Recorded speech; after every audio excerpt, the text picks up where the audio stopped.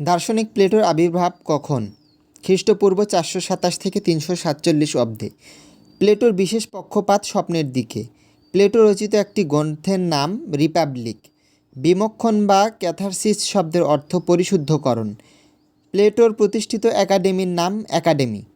প্লেটোর একাডেমির মূল মন্ত্র ছিল নো দে সেলফ। প্লেটোর মতে ট্র্যাজেডি সৌন্দর্যের প্রথম স্রষ্টা হোমার। শিল্পমাত্রই অনুকরণ কে বলেছেন? প্লেটো। অ্যারিস্টটলের জন্ম কবে? 384 অব্দে। অ্যারিস্টটলের শিক্ষাগুরু কে? প্লেটো। সাহিত্যে মিথ্যার স্থান গৌণ নয়, কথাটি অ্যারিস্টটলের।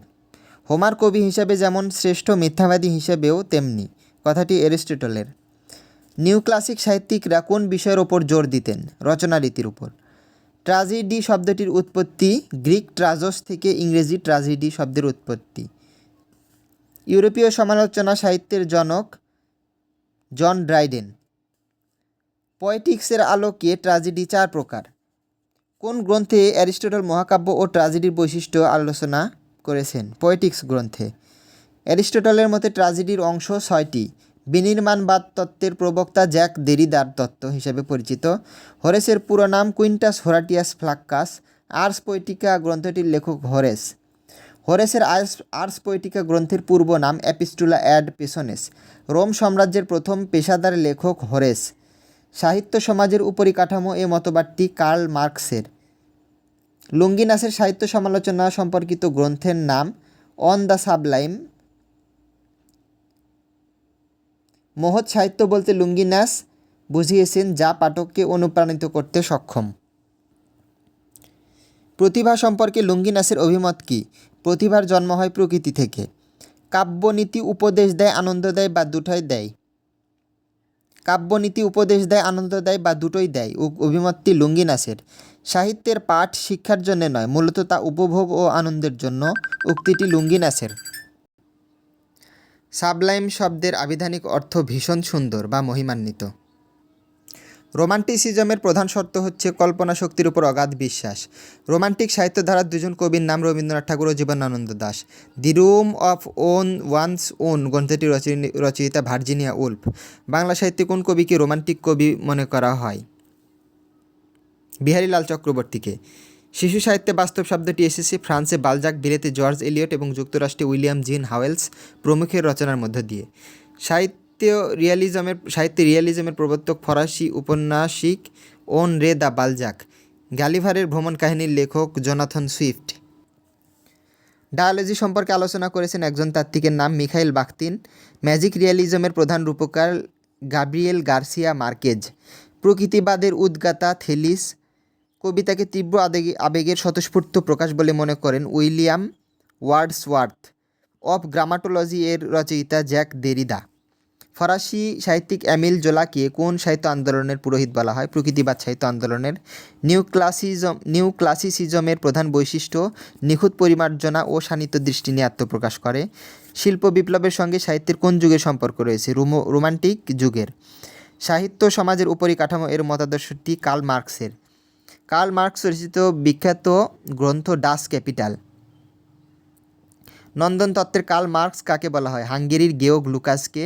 দ্বন্দ্বমূলক জড়বাদ কার প্রচারিত দর্শন? কার্ল মার্কসের। সকল সমাজ তাদের ইতিহাসের সৃষ্টি, মন্তব্যটি কার্ল মার্কসের। লুকাস রচিত মার্কসীয় নন্দন তত্ত্ব বিষয়ক একটি গ্রন্থের নাম দি থিওরি অব দ্য নভেল। সমাজতান্ত্রিক বাস্তবতার ভিত্তিতে কার্ল মার্কস ডাস ক্যাপিটাল রচনা করেন। মন সমীক্ষাবাদী সাহিত্য তত্ত্বের প্রবক্তা সিগমুন্ড ফ্রয়েড। স্বপ্ন হলো অবচেতন ইচ্ছার প্রতীকী পূরণ, উক্তিটি কার? সিগমুন্ড ফ্রয়েডের। ফ্রয়েড মনের 3টি স্তরকে কী ভাগে ভাগ করেছেন? 3টি স্তরকে ভাগ করেছেন, অবচেতন, চেতন ও প্রাকচেতন। দি ইন্টারপ্রিটেশন অফ ড্রিমস গ্রন্থের লেখক সিগমুন্ড ফ্রয়েড। সিগমুন্ড ফ্রয়েড কোন দেশের নাগরিক? অস্ট্রিয়ান নাগরিক। একজন নারীবাদী তাত্ত্বিকের নাম বেগম রোকেয়া সাখাওয়াত হোসেন। ফেমিনিজমের পথিকৃৎ বলা হয় মেরি ও ওলোস্টোনক্রাফট। আধুনিকতার পথিকৃৎ কে? Charles Baudelaire. আধুনিকতার পথিকৃৎ শার্ল বোদলেয়ার। নতুন করে তৈরি করো এ উক্তিটি কোন সাহিত্য ধারার বৈশিষ্ট্য হিসেবে উচ্চারিত হয়েছে? আধুনিক সাহিত্য ধারার বৈশিষ্ট্য। আধুনিক বাংলা কাব্য আন্দোলনের অন্যতম পথিকৃৎ বুদ্ধদেব বসু। পোস্ট মডার্নিজম সাহিত্য তত্ত্বের একজন প্রধান প্রবক্তার নাম জেমসন। সাহিত্য সমালোচনা কি? সাহিত্যের উৎকর্ষ অপকর্ষ বিচারমূলক সম্যক আলোচনার নামই সাহিত্য সমালোচনা। ইতিহাসমূলক সমালোচনা পদ্ধতির জনক হিপ্পোলাইট তেইন। রবীন্দ্রনাথ সাহিত্য ভাবনা বিষয়ক একটি গ্রন্থের নাম সাহিত্য। লিরিক্যাল ব্লাডস গ্রন্থটি কত সালে প্রকাশিত হয়? 1798 সালে। ফরাসি সাহিত্যিক এমিল জোলাকে প্রকৃতিবাদ সাহিত্য আন্দোলনের প্রবক্তা বলা হয়। সমালোচনা রীতি অপেক্ষাকৃত আধুনিক পদ্ধতি কোনটি? তুলনামূলক সমালোচনা পদ্ধতি। বাংলা সাহিত্যে তুলনামূলক সাহিত্য সমালোচনা রীতিতে প্রবন্ধ রচনার প্রতিকৃত বঙ্কিমচন্দ্র চট্টোপাধ্যায়। তুলনামূলক সমালোচনা রীতির একটি বৈশিষ্ট্য অপেক্ষাকৃত আধুনিক। পাঠ বা টেক্সটের দুইটি বৈশিষ্ট্য: মূল লেখক